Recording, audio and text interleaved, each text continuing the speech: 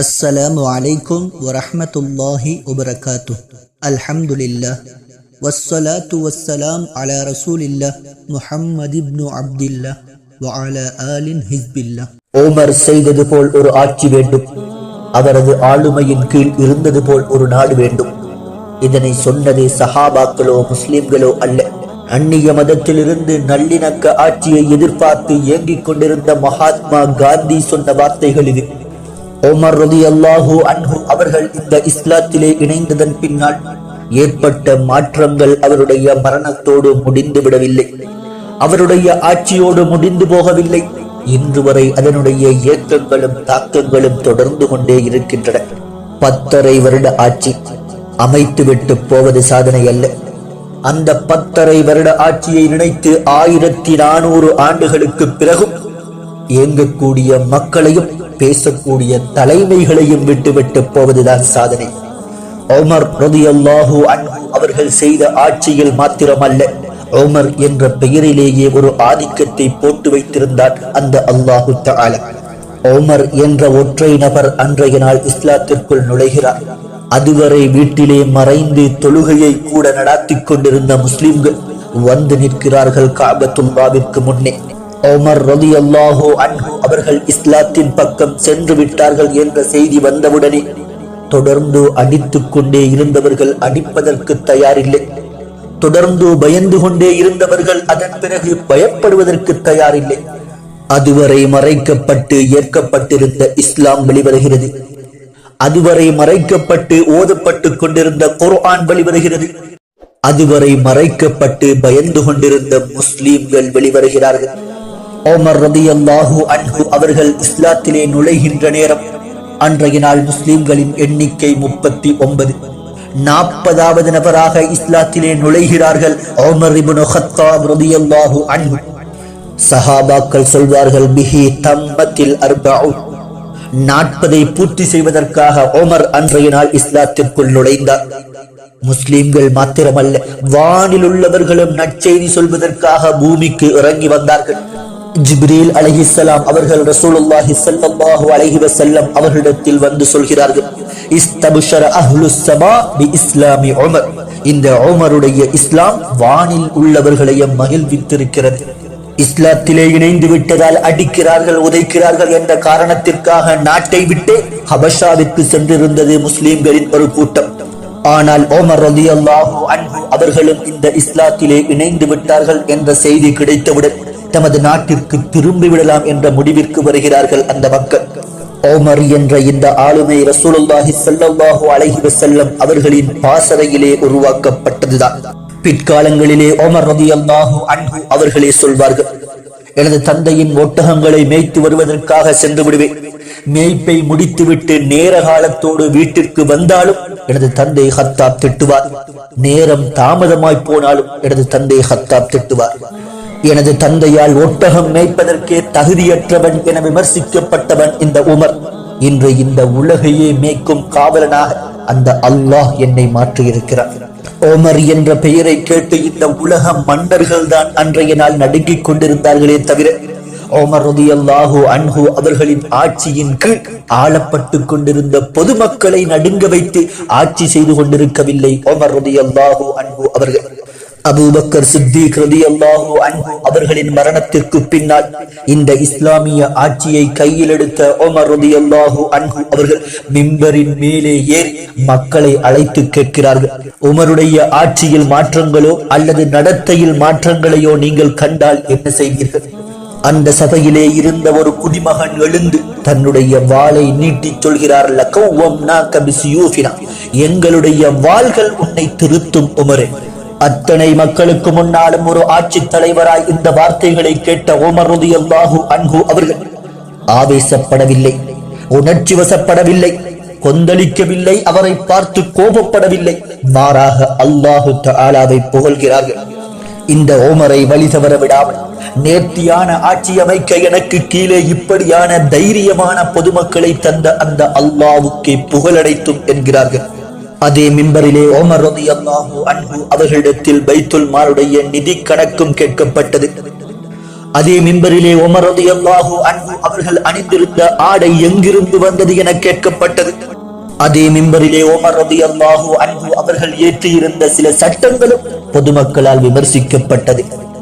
எதற்கும் இடமிருந்தது அந்த உமர் ரலியல்லாஹு அன்ஹு அவர்களின் ஆட்சியில் பொதுமக்களுக்கு. ஆனால் அல்லாஹ்விற்கு மாற்றமான செயற்பாடுகளுக்கும் நீதங்களுக்கு புறம்பான நடவடிக்கைகளுக்கும் அந்த உமரிடத்தில் துளியளவும் இடத்தை எதிர்பார்க்க முடியவில்லை. உமர் ரலியல்லாஹு அன்ஹு அவர்களின் பணிவிடையில் இருந்த சாலிம் ரலியல்லாஹு அன்ஹு அவர்கள் சொல்வார்கள், எங்கள் ஹலீஃபாவுடைய ஆடையை ஏலத்தில் விட்டால் 4 திர்ஹங்களுக்கும் பெறுமதி போகாது. அந்த ஒட்டு போட்ட ஆடையை அணிந்து கொண்டுதான் உலக அரசர்களை நடுங்க வைத்துக் கொண்டிருந்தார். ஆனால் இன்றைய நாளுடைய ஆட்சியாளர்கள் 5 மணி நேரத்திற்கு மாத்திரம் அணிந்து வருகின்ற ஆடைகளின் விலை 12 லட்சத்திற்கும் மேலானது. ஆனால் அவர்களின் ஆட்சி, பொதுமக்களின் நிலை சுப்ஹானல்லாஹ். உமர் ரலியல்லாஹு அன்ஹு அவர்களின் ஆட்சியிலே ஒவ்வொரு நாடுகளுக்கும் ஆளுநர்களாக அனுப்பப்பட்டிருந்த சஹாபாக்களுக்கும் உமர் ரலியல்லாஹு அன்ஹு அவர்கள் சொல்லி அனுப்பிய நிபந்தனைகள் பயங்கரமானவை. ஆளுநர்களின் கதவுகள் திறக்கப்பட்டே இருக்க வேண்டும். எந்த நேரத்திலும் மக்கள் உங்களை நாடி வரலாம். லா தக்பலுல் ஹதியா, பொதுமக்களிடத்திலிருந்து அன்பளிப்புகளை வாங்காதீர்கள். ஃபஇன்னஹா ரிஷ்வத்துன், அது அன்பளிப்பல்ல, லஞ்சம். தூர நோக்குள்ள வார்த்தைகளால் வர்ணிக்க முடியாத ஆட்சி. அதனால் தான் இன்று வரை அவருடைய ஆட்சியை மறக்கவோ மறுக்கவோ மக்களால் முடியவில்லை. அந்த உமர் அல்லாஹுவை எண்ணி அஞ்சிக் கொண்டிருந்தார். இதனால் தான் உலகம் உமரை கண்டு நடுங்கிக் கொண்டிருந்தது. உமர் பின் ஹத்தாப் ரலியல்லாஹு அன்ஹு அவர்களின் ஆட்சி காலத்தில் மிஸ்ர் நாட்டிற்கு கவர்னராக அம்ர் இப்னு ஆஸ் ரலியல்லாஹு அன்ஹு அவர்களை அனுப்பி வைக்கிறார்கள். அங்கு சென்றிருந்த அம்ர் இப்னு ஆஸ் ரலியல்லாஹு அன்ஹு அவர்கள் அந்த மக்களுக்கு மத்தியில் சிறந்ததொரு நீதமான ஆட்சியை நடாத்தி கொண்டிருக்கிறார்கள். சில காலங்கள் கடக்கிறது. இதே அம்ர் இப்னு ஆஸ் ரலியல்லாஹு அன்ஹு அவர்களின் மகன் சிறந்ததொரு குதிரை வீரராக இருந்த காரணத்தினால் குதிரை பந்தயங்களிலும் மிகுந்த ஆர்வமுள்ளவராக திகழ்கிறார். ஒருமுறை தன்னை போன்றே குதிரை பந்தயத்தில் சிறந்து விளங்கிய ஒரு ஏழை இளைஞனை அழைத்து தன்னோடும் ஒரு முறை போட்டிக்கு வருமாறு அழைப்பு விடுக்கிறார். அந்த இளைஞனும் சம்மதிக்க கவர்னரான அம்ர் இப்னு ஆஸ் ரலியல்லாஹு அன்ஹு அவர்களின் மகனுக்கும் அந்த ஏழை இளைஞனுக்கும் மத்தியில் மக்கள் கூடியிருக்கும் ஓரிடத்தில் போட்டி ஆரம்பிக்கிறது. அந்த போட்டியின் இறுதியில் கவர்னருடைய மகனை அந்த ஏழை இளைஞன் தோற்கடித்து விடுகிறார். இந்த தோல்வியை ஏற்றுக்கொள்ள முடியாத அம்ர் இப்னு ஆஸ் ரலியல்லாஹு அன்ஹு அவர்களின் மகன், இத்தனை மக்களுக்கு முன்னால் என்னையே நீ தோற்கடித்து விட்டாயே என்ற கோபத்தில் அந்த இளைஞனை தாக்கி அவரை காயப்படுத்தி விடுகிறார். காயத்துடன் வீடு திரும்பிய தன்னுடைய மகனை பார்த்த அந்த இளைஞனின் தந்தை நேரடியாக மதீனாவிற்கே வந்து உமர் பின் ஹத்தாப் ரலியல்லாஹு அன்ஹு அவர்களை சந்தித்து நடந்த விடயங்களை முறையிட்டு விடுகிறார். இதனை கேட்டு கோபமடைந்த உமர் பின் ஹத்தாப் ரலியல்லாஹு அன்ஹு அவர்கள் செய்தி கிடைக்கும் அடுத்த நிமிடம் கவர்னரான அம்ர் இப்னு ஆஸ் ரலியல்லாஹு அன்ஹு அவர்களும் அவருடைய மகனும் மதீனாவிற்கு வர வேண்டும் என்ற செய்தியை அனுப்பி வைக்கிறார்கள். செய்தி கிடைத்தவுடன் இருவரும் புறப்பட்டு மதீனா நகர் வந்து சேர்கிறார்கள். இரு தரப்பினரையும் தீர விசாரித்த உமர் பின் ஹத்தாப் ரலியல்லாஹு அன்ஹு அவர்கள் குற்றம் அம்ர் இப்னு ஆஸ் ரலியல்லாஹு அன்ஹு அவர்களின் மகன் மீதுதான் என்பதனை உணர்ந்து கொள்கிறார்கள். மிஸ்ருடைய கவர்னரின் மகன் குற்றவாளியாக அங்கே தலைகுனிந்து நிற்க ஒரு ஏழை இளைஞனின் கரத்தில் சாட்டை கொடுக்கப்படுகிறது. உன்னை எப்படி அடித்து காயப்படுத்தினாரோ அப்படியே நீரும் அவரை அடித்து காயப்படுத்தி விடு என உமர் பின் ஹத்தாப் ரலியல்லாஹு அன்ஹு அவர்கள் அந்த இளைஞனை பார்த்து உத்தரவிடுகிறார்கள். அந்த ஏழை இளைஞன் தயங்கி நிற்கிறார். சபையில் இருந்தோர்கள் நடந்து கொண்டிருப்பதை பார்த்து வியந்து நிற்கிறார்கள். தயங்கி நிற்கும் அந்த ஏழை இளைஞனை பார்த்து உமர் பின் ஹத்தாப் ரலியல்லாஹு அன்ஹு அவர்கள் கேட்கிறார்கள், எதற்காக இந்த தயக்கம்? நீ அடிக்கப் போவது கவர்னருடைய மகன் என்பதனால? உன்னை அடித்தது கவர்னருடைய மகன் அல்ல, மிஸ்ரையே ஆண்டு கொண்டிருக்கும் கவர்னர் அம்ர் இப்னு ஆஸாகவே இருந்தாலும் அவருக்கும் என்னிடத்தில் இதுதான் தண்டனை, அடி. உமர் என்ற நாமம் இன்று வரை ஒலித்துக் கொண்டே இருக்க நீதம் என்ற போர்வை அவருடைய உடலில் எப்போதுமே ஒட்டி கொண்டிருந்ததே காரணம்.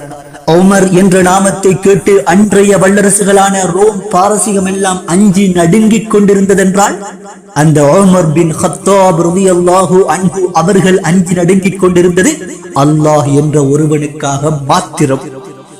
ஒரு முறை ஜிப்ரீல் அலைஹிஸ்ஸலாம் அவர்கள் ரசூலுல்லாஹி ஸல்லல்லாஹு அலைஹி வஸல்லம் அவர்களிடத்தில் வருகிறார்கள்.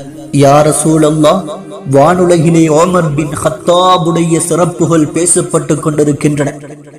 அந்த நேரத்தில் ரசூலுல்லாஹி ஸல்லல்லாஹு அலைஹி வஸல்லம் அவர்கள் கேட்கிறார்கள், வானுலகிலே இருக்கும் உமர் பின் கத்தாபுடைய சிறப்புகளை எனக்கும் சொல்லி காட்டுங்கள்.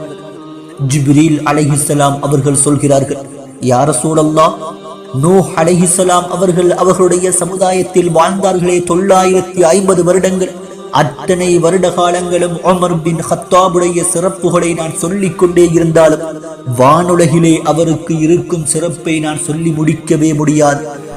ஒரு முறை ரசூலுல்லாஹி ஸல்லல்லாஹு அலைஹி வஸல்லம் அவர்கள் 10 சஹாபாக்களை பெயர் குறிப்பிட்டு நீங்கள் சொர்க்கவாதிகள் என்று ஒரே நேரத்தில் சொன்னார்கள்.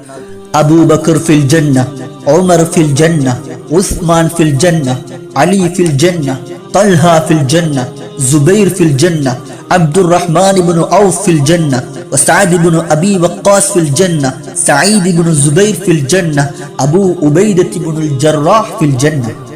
உமர் இப்னு கத்தாப் ரலியல்லாஹு அன்ஹு அவர்களை ரசூலுல்லாஹி ஸல்லல்லாஹு அலைஹி வஸல்லம் அவர்கள், உமரே நீ சொர்க்கவாதி என்று மாத்திரம் சொல்லிவிட்டு நிறுத்தவில்லை, உமருன் சிராஜு அஹ்லில் ஜன்னah, சொர்க்கவாதிகளின் ஒளிவிளக்கே இந்த உமர் தான் என்றார். ஒரு முறை ரசூலுல்லாஹி ஸல்லல்லாஹு அலைஹி வஸல்லம் அவர்கள் அபூபக்கர் சித்தீக் ரலியல்லாஹு அன்ஹு அவர்களையும் உமர் பின் கத்தாப் ரலியல்லாஹு அன்ஹு அவர்களையும் பார்த்து, உங்கள் இருவருக்கும் உதாரணங்கள் சொல்ல விரும்புகிறேன். ஆரம்பமாக அபூபக்கர் சித்தீக் ரலியல்லாஹு அன்ஹு அவர்களை பார்த்து சொல்கிறார்கள், மஸலுக யா அபூபக்கர் ஃபில் மலாயிகா, அபூபக்கரே, மலக்குகளிலும் உமக்கு ஓமையான ஒருவர் இருக்கிறார். ஃபில் அம்பியா, நபிமார்களிலும் உம்மை போன்ற குணம் படைத்த ஒருவர் இருக்கிறார். மலக்குமார்களில் உமக்கு உதாரணமானவர் யார் தெரியுமா? மஸலுக மஸலு மீகாயில் அலைஹிஸ்ஸலாம், மீகாயில் அலைஹிஸ்ஸலாம் அவர்கள்தான். யஅதி பிர் ரஹ்மா, இந்த உலகிற்கு ரஹ்மத்தையும் பரக்கத்தையும் கொண்டு வருபவர்கள். இதனால் தான் ஒரு முறை ரசூலுல்லாஹி ஸல்லல்லாஹு அலைஹி வஸல்லம் அவர்களிடத்தில் யூதர்களில் ஒருவரான ஃபாதிரி இப்னு சூரியா என்கின்றவர் வருகிறார். வந்தவர் ரசூலுல்லாஹி ஸல்லல்லாஹு அலைஹி வஸல்லம் அவர்களிடத்தில், யூதர்களான நாங்களும் உங்களை ஏற்றுக்கொள்கிறோம், ஆனால் இறைவனிடத்திலிருந்து உங்களுக்கு வஹியை கொண்டு வந்து சேர்ப்பவர் யார்? ரசூலுல்லாஹி ஸல்லல்லாஹு அலைஹி வஸல்லம் அவர்கள் சொல்கிறார்கள், ஜிப்ரீல் அலைஹிஸ்ஸலாம்.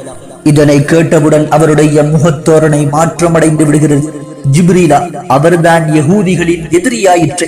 எங்கள் முன்னோர்கள் பலரின் அழிவிற்கு காரணமானவரே அந்த ஜிப்ரீல் அலைஹிஸ்ஸலாம் அவர்கள்தான். அவர் கொண்டு வந்து சேர்க்கும் வஹியை எங்களால் ஏற்றுக்கொள்ள முடியாது. லவ் கான மீகாயில் கபில்னா, இவ்வுலகிற்கு அருளையும் செழிப்பையும் பரக்கத்தையும் கொண்டு வரும் மீகாயில் உமக்கு வஹியையும் கொண்டு வருவாரேயானால் நாங்கள் ஏற்றுக்கொள்கிறோம். இதன் பிறகுதான் அல்லாஹு தஆலா மன் கான அதுவன் லில்லாஹ் வ மலாயிகத்திஹி வ ருசுலிஹி வ ஜிப்ரீல வ மீகாயில் ஃபஇன்னல்லாஹ அதுவுல் லில் காஃபிரீன் என்கின்ற வசனத்தை இறக்கி வைக்கிறார். இதனால் தான் ரசூலுல்லாஹி ஸல்லல்லாஹு அலைஹி வஸல்லம் அவர்கள் அபூபக்கர் சித்தீக் ரலியல்லாஹு அன்ஹு அவர்களுக்கு மீகாயில் அலைஹிஸ்ஸலாம் அவர்களை ஓமையாக்கி காட்டினார்கள். அர்ஹம் உம்மதி பி உம்மதி அபூபக்கர், எனது உம்மத்தின் மீது அதிக ரஹ்மத் பாசம் வைப்பதில் மிகச் சிறந்தவர் இந்த அபூபக்கர் தான் என்றார். இதன் காரணமாகத்தான் அபூபக்கர் சித்தீக் ரலியல்லாஹு அன்ஹு அவர்கள் பத்ருடைய யுத்தத்திலே பிடிபட்ட கைதிகளுடைய விடயத்திலும், யா ரசூலல்லாஹ், இவர்கள் அனைவரும் எமது சொந்தங்கள், இவர்களில் அறிவாளிகளை வைத்து எமது சிறார்களுக்கு கல்வியும், மீதமானவர்களை நஷ்ட ஈட்டு தொகை நிர்ணயித்து அதன் அடிப்படையில் விடுதலை செய்வோம் என்ற மஷூராவை சொன்னார்கள்.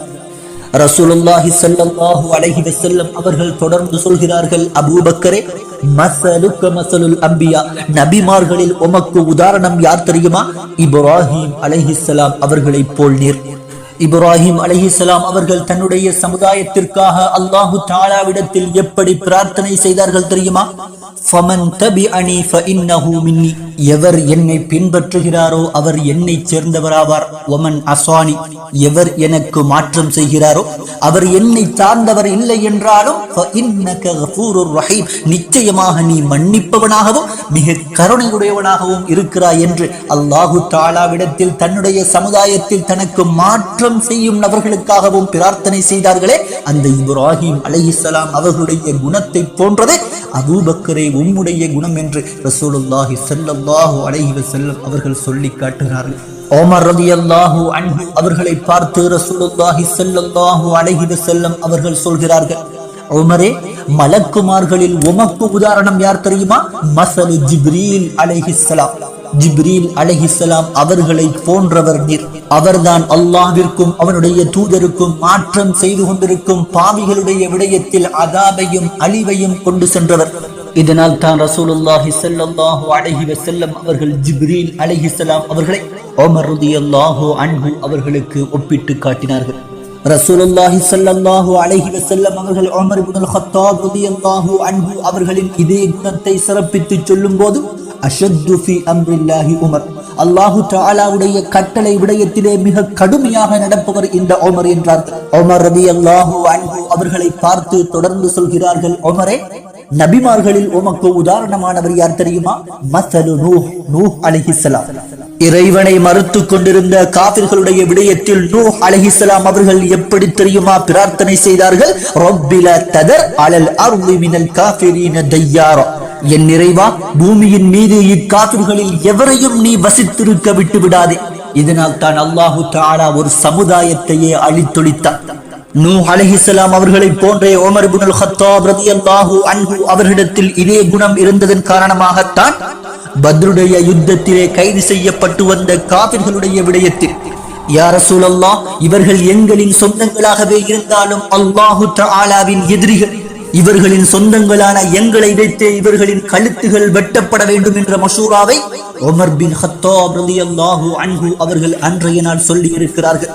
அல்லாஹுடைய கட்டளையை மறுத்து வாழும் எதிரிகளின் விடயத்தில் இப்படி கடுமையாக நடந்து கொள்ளும் இதே உமர் இப்னுல் கத்தாப் ரலியல்லாஹு அன்ஹு அவர்கள் தன்னுடைய ஆட்சி காலத்தில் தனது ஆட்சிக்கு உட்பட்டிருந்த மக்களின் விடயத்தில் எப்படி பரிவோடும் கருணையோடும் நடந்திருக்கிறார்கள் என்கின்ற விடயத்தை எங்களுக்கு பறைசாற்றுகின்ற பல நூற்றுக்கணக்கான வரலாற்று நிகழ்வுகளை எங்களால் பார்க்க முடியும். உமர் ரலியல்லாஹு அன்ஹு அவர்களின் ஆட்சி காலம் அன்றைய நாளிரவு மதீனாவின் எல்லையில் ஒரு பிரயாண குழு வந்து தங்கியிருக்கும் விடயம் உமர் இப்னுல் கத்தாப் ரலியல்லாஹு அன்ஹு அவர்களுக்கு தெரிய வருகிறது. வளமை போன்று மாறு வேடமிட்டவர்களாக அப்துர் ரஹ்மான் இப்னு அவுஃப் ரலியல்லாஹு அன்ஹு அவர்களை தேடிச் சென்று அவரின் வீட்டு கதவை தட்டுகிறார்கள். அப்துர் ரஹ்மான் இப்னு அவுஃப் ரலியல்லாஹு அன்ஹு அவர்கள் வந்தவுடன் மதீனாவின் எல்லையில் இன்றைய நாள் வந்து தங்கியிருக்கும் அந்த பிரயாண குழுவினருக்கு இரவு முழுவதுமே காவலர்களாக நாங்கள் இருவரும் இருப்போம் என சொல்லி அப்துர் ரஹ்மான் இப்னு அவுஃப் ரலியல்லாஹு அன்ஹு அவர்களையும் அழைத்து வருகிறார்கள். அந்த பிரயாண குழுவினர் தங்கி இருக்கும் இடத்திற்கு வந்து சேர்ந்து விட்ட இருவரும் அவர்களுக்கு சமீபமான ஒரு இடத்தில் நின்று இரவு தொழுகைகளை தொழ ஆரம்பிக்கிறார்கள். தொழுகைக்கான தக்பீரை கட்டிவிட்ட உமர் இப்னுல் கத்தாப் ரலியல்லாஹு அன்ஹு அவர்களின் காதுகளில் ஒரு குழந்தையின் அழுகுரல் கேட்கிறது. வேக வேகமாக தொழுகையை முடித்துவிட்ட உமர் இப்னுல் கத்தாப் ரலியல்லாஹு அன்ஹு அவர்கள் அந்த குழந்தையின் அழுகுரல் கேட்கும் திசை நோக்கி வருகிறார்கள். அந்த பிரயாண குழுவினருக்கு மத்தியில் ஒரு தாயின் மடியில் இருந்தவாறு பச்சிலங்குழந்தை ஒன்று அழுது கொண்டிருப்பதை பார்க்கிறார்கள். அந்த பெண்ணிடத்தில் வந்து குழந்தைக்கான உணவை கொடுக்குமாறு சொல்லிவிட்டு மீண்டும் வந்து தொழுகைக்காக தக்பீரை கட்டிக் கொள்கிறார்கள். மீண்டும் அதே குழந்தை அழ ஆரம்பிக்கிறது. உமர் ரலியல்லாஹு அன்ஹு அவர்களுக்கு தொழுகையில் நிற்க முடியவில்லை. அந்த குழந்தையுடைய அழுகுரலை கேட்டுக்கொண்டு சகித்துக் கொண்டிருக்கவும் முடியவில்லை. மீண்டும் அந்த பெண்ணிடத்தில் வருகிறார்கள். தொழுகையை முடித்துவிட்டு அந்த குழந்தைக்கான உணவை கொடுத்து அதனுடைய அழுகையை கட்டுப்படுத்துமாறு அந்த பெண்ணிடத்தில் சொல்லிவிட்டு மீண்டும் வந்து விடுகிறார்கள். ஆனாலும் அந்த குழந்தையின் அழுகை நிற்கவில்லை. அன்றைய நாள் இரவு முழுவதுமே அந்த குழந்தையின் அழுகுரல் கேட்டுக்கொண்டே இருக்கிறது. ஒரு கட்டத்தில் பொறுமையை இழந்துவிட்ட உமர் இப்னுல் கத்தாப் ரலியல்லாஹு அன்ஹு அவர்கள் அந்த பெண்ணிடத்தில் வருகிறார்கள். உனக்கு என்ன கேடு வந்து விட்டது? இந்த குழந்தைக்கான தாய்ப்பாலை கொடுக்காமல் அளவைத்து வேடிக்கை பார்த்து கொண்டிருக்கிறாய். இத்தகில்லாஹ், இந்த குழந்தையுடைய விடயத்தில் அல்லாஹுவை பயந்து கொள் என எச்சரிக்கிறார்கள். தனக்கு முன்னால் வந்து நிற்பது அமீருல் முஃமினீன் உமர் இப்னுல் கத்தாப் ரலியல்லாஹு அன்ஹு அவர்கள்தான் என்பதனை அறியாத அந்த பெண் உமர் ரலியல்லாஹு அன்ஹு அவர்களை பார்த்து சொல்கிறாள், என்னால் எனது குழந்தைக்கு தாய்ப்பாலை கொடுக்க முடியாது. தாய்ப்பாலை மறக்கடிப்பதற்கான முயற்சிகளை செய்து கொண்டிருக்கிறேன். அதனால் தான் எனது குழந்தை அழுது கொண்டிருக்கிறது. இதனை கேட்டதும் அதிர்ச்சி அடைந்த உமர் இப்னுல் கத்தாப் ரலியல்லாஹு அன்ஹு அவர்கள், தாய்ப்பாலை மறக்கடிக்க முயற்சிக்கிறாயா? இந்த குழந்தைக்கு என்ன வயதாகிறது? எனது குழந்தைக்கு 8 மாதங்களே ஆகிறது என்று அந்த பெண் சொன்னவுடன் உமர் ரலியல்லாஹு அன்ஹு அவர்கள் திடுக்கிட்டு போகிறார்கள். 8 மாதங்களேயான இந்த பச்சிளம் குழந்தைக்கு பால்குடியை மறக்கடிக்க செய்யும் அளவுக்கு உன்னுடைய மனம் கல்லாகிவிட்டதா என அந்த பெண்மணியை பார்த்து உமர் ரலியல்லாஹு அன்ஹு அவர்கள் கேட்கிறார்கள். உமர் ரலியல்லாஹு அன்ஹு அவர்களிடத்தில் அந்த பெண்மணி சொல்கிறார், எங்களுடைய ஹலீஃபா உமர் இப்னுல் கத்தாப் ரலியல்லாஹு அன்ஹு அவர்கள் பால்குடியை மறந்திருக்கும் குழந்தைகளுக்கு மாத்திரமே அரசாங்க உணவு திட்டத்தை வழங்குவதாக அறிவித்திருக்கிறார். எனது குழந்தைக்கான தாய்ப்பாலை நான் கொடுத்துக் கொண்டே இருந்தால் அரசாங்கத்தின் அந்த உதவி திட்டம் எங்களுக்கு கிடைக்காது என்பதனால் தான் எனது குழந்தைக்கான பால்குடியை மறக்கடிப்பதற்கான முயற்சிகளை செய்து கொண்டிருக்கிறேன் என்று அந்த பெண்மணி சொன்னவுடன் உமர் இப்னுல் கத்தாப் ரலியல்லாஹு அன்ஹு அவர்கள் இடிந்து போகிறார்கள். அதற்கு மேல் பேசவில்லை உமர் ரலியல்லாஹு அன்ஹு அவர்கள்.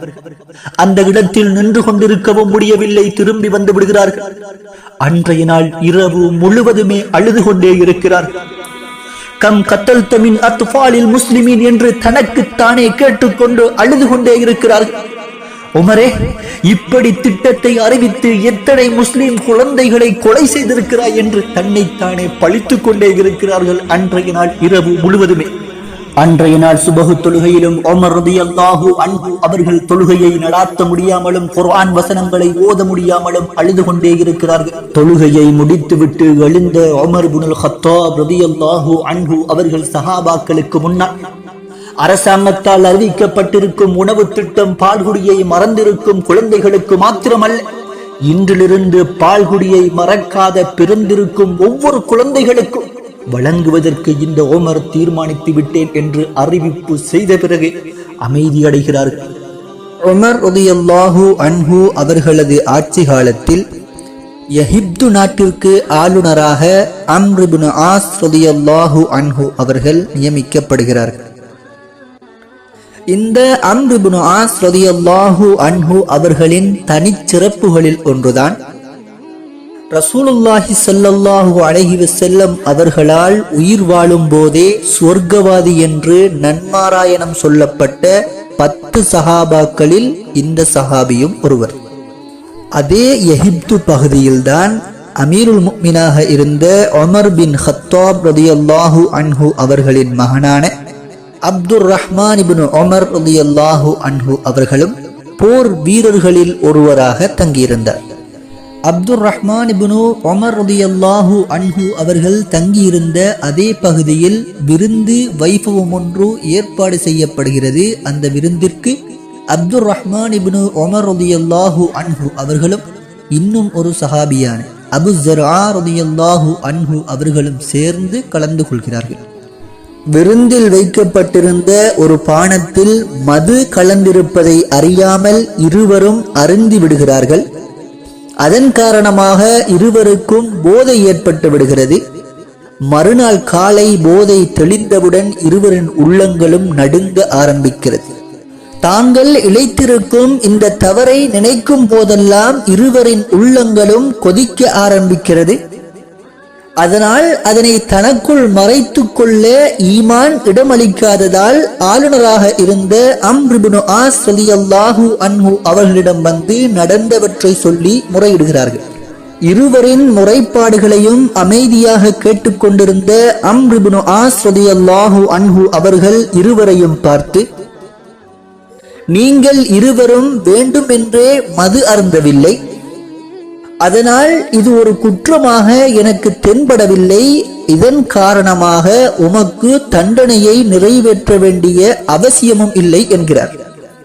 ஆளுநரின் இந்த பதிலை கேட்டதும் அப்துர் ரஹ்மான் இப்னு உமர் ரலியல்லாஹு அன்ஹு அவர்கள் ஆளுநரை பார்த்து, நாங்கள் இருவரும் செய்திருக்கும் குற்றத்தை ஒப்புக்கொண்டு அதற்கான தண்டனையை நிறைவேற்றுமாறு உம்மிடம் கேட்டு வந்திருக்கிறோம்.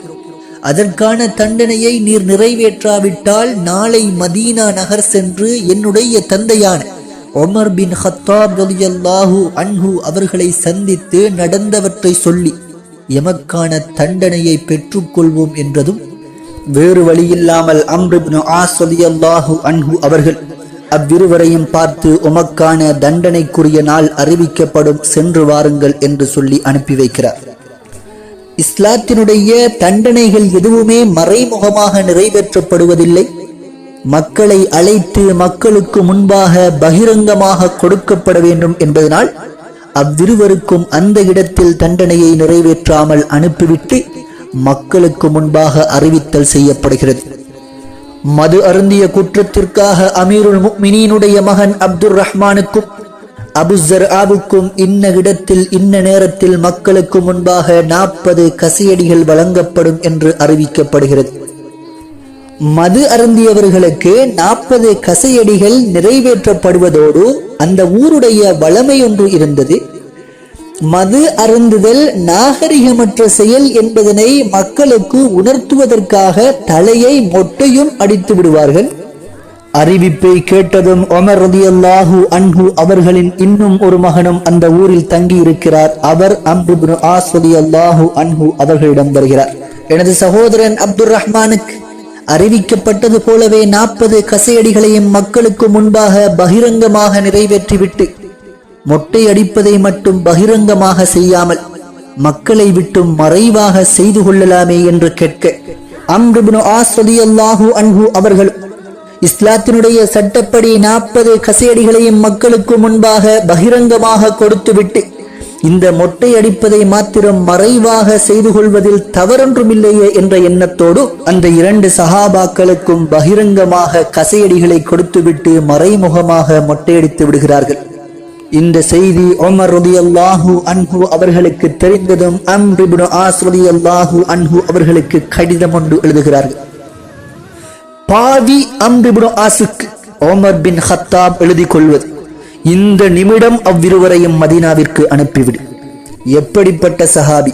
ரசூலுல்லாஹி ஸல்லல்லாஹு அலைஹி வஸல்லம் அவர்களால் சொர்க்கவாதி என்று நற்செய்தி சொல்லப்பட்ட அம்ர் இப்னு ஆஸ் ரலியல்லாஹு அன்ஹு அவர்கள் நீதியுடைய விடயத்தில் சிறியதொரு சலுகை செய்ததன் காரணமாக பாவி அம்ர் இப்னு ஆஸ் என்று உமர் ரலியல்லாஹு அன்ஹு அவர்கள் கடிதம் எழுதி அனுப்பி வைக்கிறார்கள். 2 சஹாபாக்களும் மதீனாவிற்கு அனுப்பி வைக்கப்படுகிறார்கள். வருகின்ற பயணத்திலேயே அப்துர் ரஹ்மான் இப்னு உமர் ரலியல்லாஹு அன்ஹு அவர்களுக்கு பெரும் காய்ச்சல் ஏற்பட்டு விடுகிறது. அதே காய்ச்சலோடே இருவரும் உமர் பின் கத்தாப் ரலியல்லாஹு அன்ஹு அவர்களின் சபைக்கு முன்னால் கொண்டு வந்து நிறுத்தப்படுகிறார்கள். இருவருக்கும் கசையடி கொடுப்பதற்காக உமர் ரலியல்லாஹு அன்ஹு அவர்கள் எழுகிறார்கள். அப்துர் ரஹ்மான் இப்னு அவுஃப் ரலியல்லாஹு அன்ஹு அவர்கள் எழுந்து, அமீருல் முஃமினீனே, ஒருவர் செய்யும் தவறுக்கு ஒரு முறைதான் தண்டனை கொடுக்கப்படும். இவர்கள் இழைத்த குற்றத்திற்காக எகிப்திலேயே தண்டனை கொடுக்கப்பட்டு விட்டது. மீண்டும் அவர்களுக்கான தண்டனையை நீர் கொடுப்பது முறையானதல்ல என்று வாதிடுகிறார்கள். ஒரு முறை தண்டனை கொடுக்கப்பட்டாலும் அது முழுமையாக கொடுக்கப்படாவிட்டால் அந்த தண்டனை இந்த உமரிடத்தில் செல்லுபடியாகாது என்று அந்த சஹாபாக்கள் இருவருக்கும் மீண்டும் கசையடி கொடுத்து முழுமையாக தண்டனையை நிறைவேற்றி விடுகிறார்கள். நீதி என்று வந்துவிட்டால் உமர் ரலியல்லாஹு அன்ஹு அவர்களுக்கு மகன் என்ற சொந்தம் தெரியாது. நீதி என்று வந்துவிட்டால் உமர் ரலியல்லாஹு அன்ஹு அவர்களுக்கு உயர்ந்த சஹாபி என்ற எண்ணம் தோன்றாது. அதனால் தான் 1000 வருடங்களுக்கு முன் நடாத்தப்பட்ட 10.5 வருடகால ஆட்சி இன்று வரை பேசப்பட்டு கொண்டும் மரத்தடி நிழலில் ஒட்டுப்போட்ட ஆடையுடன் உறங்கிக் கொண்டிருந்த அரசனின் நாமம் இன்று வரை போற்றப்பட்டு கொண்டிருப்பதையும் காண்கிறோம். அம்ர் இப்னு ஆஸ் ரலியல்லாஹு அன்ஹு இந்த சஹாபி மக்கத்து குறைஷி வம்சத்தை சார்ந்தவர். இஸ்லாத்தினுடைய ஆரம்ப காலகட்டங்களில் ரசூலுல்லாஹி ஸல்லல்லாஹு அலைஹி வஸல்லம் அவர்களை வன்மையாக எதிர்த்து கொண்டிருந்த குறைஷிகளில் இவரும் ஒருவர். பிற்காலங்களில் அல்லாஹு தஆலா இவருக்கும் இந்த இஸ்லாத்தை நசீபாக்கியதன் காரணத்தினால் ஒரு தலை சிறந்த உயர்ந்த சஹாபியாக இந்த அம்ர் இப்னு ஆஸ் ரலியல்லாஹு அன்ஹு அவர்கள் மாறிவிடுகிறார்கள். இஸ்லாத்தின் 2வது கலீஃபா உமர் பின் கத்தாப் ரலியல்லாஹு அன்ஹு அவர்களின் ஆட்சி காலத்தில் இந்த அம்ர் இப்னு ஆஸ் ரலியல்லாஹு அன்ஹு அவர்களை எகிப்தின் கவர்னராக அமீருல் முஃமினீன் உமர் பின் கத்தாப் ரலியல்லாஹு அன்ஹு அவர்கள் அனுப்பி வைக்கிறார்கள். அங்கு சென்றிருந்த அம்ர் இப்னு ஆஸ் ரலியல்லாஹு அன்ஹு அவர்கள் எகிப்திலே வரலாற்று சிறப்புமிக்க சிறந்ததொரு நீதமான ஆட்சியை நடாத்தி கொண்டிருக்கிறார்கள். அங்கிருந்த முஸ்லிம்களின் இபாதத் நடவடிக்கைகளுக்காக எகிப்திலே முதலாவது பள்ளியை மஸ்ஜிதுல் அம்ர் இப்னு ஆஸ் என்ற பெயரிலேயே கட்ட ஆரம்பிக்கிறார்கள். இந்த அம்ர் இப்னு ஆஸ் ரலியல்லாஹு அன்ஹு அவர்களினால் கட்டப்பட்டு கொண்டிருந்த இந்த மஸ்ஜித் எகிப்தில் மட்டுமல்ல, முழு ஆப்பிரிக்கா கண்டத்திலும் இதுதான் முதலாவது மஸ்ஜித். நாளுக்கு நாள் அதிகரித்துக் கொண்டிருந்த இஸ்லாத்தின் வளர்ச்சியாலும் முஸ்லிம்களின் அதிகரிப்பாலும் அந்த மஸ்ஜிதை இன்னும் விரிவாக்க வேண்டிய தேவை அம்ர் இப்னு ஆஸ் ரலியல்லாஹு அன்ஹு அவர்களுக்கு ஏற்படுகிறது. இதனால் சுற்றியுள்ள பொதுமக்களுக்கு சொந்தமான இடங்களை அம்ர் இப்னு ஆஸ் ரலியல்லாஹு அன்ஹு அவர்கள் விலை கொடுத்து வாங்க ஆரம்பிக்கிறார்கள். அந்த நேரத்தில் தான் மஸ்ஜிதுக்கு தேவையான முக்கியமான சிறிய இடத்தில் ஒரு கிறிஸ்தவ மூதாட்டிக்கு சொந்தமான வீடு ஒன்று அமைந்திருக்கிறது. ஆனால் அந்த இடத்தை மஸ்ஜிதுக்காக விட்டுக் கொடுக்கவோ விலைக்கு கொடுக்கவோ அந்த மூதாட்டி மறுத்து விடுகிறார். அம்ர் இப்னு ஆஸ் ரலியல்லாஹு அன்ஹு அவர்களே நேரடியாக அந்த பெண்ணிடத்தில் சென்று பைத்துல் மாலிலிருந்து 2 மடங்கு தொகையை அந்த இடத்திற்கு பகரமாக கொடுத்தும் கேட்டு பார்க்கிறார்கள். ஆனாலும் அந்த பெண்மணி தன்னுடைய இடத்தை மஸ்ஜிதுக்காக விட்டு தரவே முடியாது என்ற விடயத்தில் பிடிவாதமாகவே இருக்கிறார்.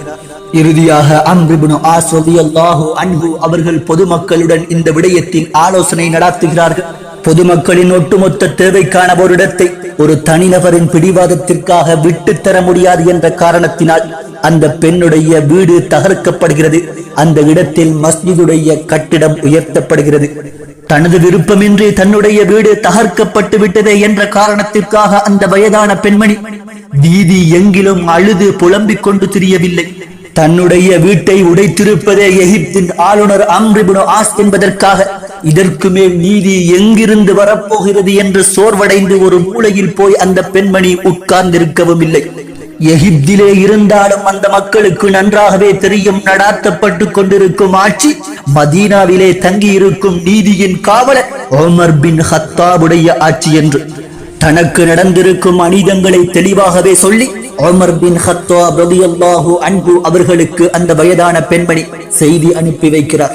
நடந்திருக்கும் விடயங்களை தெளிவாகவே விசாரித்து புரிந்து கொண்ட உமர் பின் கத்தாப் ரலியல்லாஹு அன்ஹு அவர்கள் எகிப்தின் ஆளுநர் அம்ர் இப்னு ஆஸ் ரலியல்லாஹு அன்ஹு அவர்களை எச்சரித்து செய்தி ஒன்றை அனுப்பி வைக்கிறார்கள்.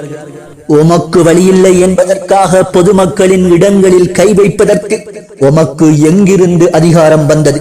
அந்த நிமிடமே அந்த பெண்ணுடைய இடத்திலே கட்டப்பட்டிருந்த மஸ்ஜிதுடைய பகுதி தகர்க்கப்படுகிறது. அந்த பெண்ணிற்கான வீடு கட்டி கொடுக்கப்படுகிறது. கட்டப்பட்டது மஸ்ஜிதாகவே இருக்கலாம், கட்டியது எகிப்தின் ஆளுநராகவே இருக்கலாம், இடிக்கப்பட்டது கிறிஸ்தவ வயோதிப பெண்மணியுடைய வீடாகவே இருக்கலாம். இஸ்லாமிய சாம்ராஜ்யம் உச்சத்தை தொட்டிருந்த அந்த காலப்பகுதியிலும், தன்னை எதிர்த்து கேட்க எவரும் இல்லை என்றிருந்த அந்த காலப்பகுதியிலும் அந்த உமர் பின் கத்தாப் ரலியல்லாஹு அன்ஹு அவர்கள் அஞ்சியது மரணத்தையும் இறைவனுக்கு முன்னால் நிற்க வேண்டுமே என்ற தருணத்தையும் தான். பிற்காலத்தில் அந்த வயதான பெண்மணி மரணிக்கின்ற தருவாயில் தன்னுடைய வீட்டை அந்த மஸ்ஜிதிற்காகவே விட்டுக் கொடுக்கிறார். பிற்காலங்களில் அந்த பெண்ணிருந்த வீடு மஸ்ஜிதாகவே மாற்றப்பட்டிருந்தாலும் இன்று வரை எகிப்திலே கைரோவிலே இருக்கும் அந்த மஸ்ஜிதுல் அம்ர் இப்னு ஆஸ் என்கின்ற அந்த பள்ளியில் அந்த வயதான பெண்மணி குடியிருந்த அந்த வீடு அமைக்கப்பட்டிருந்த இடம் சுட்டிக்காட்டப்பட்டிருக்கிறது. இந்த வரலாற்று நிகழ்வை ஞாபகப்படுத்துவதற்காக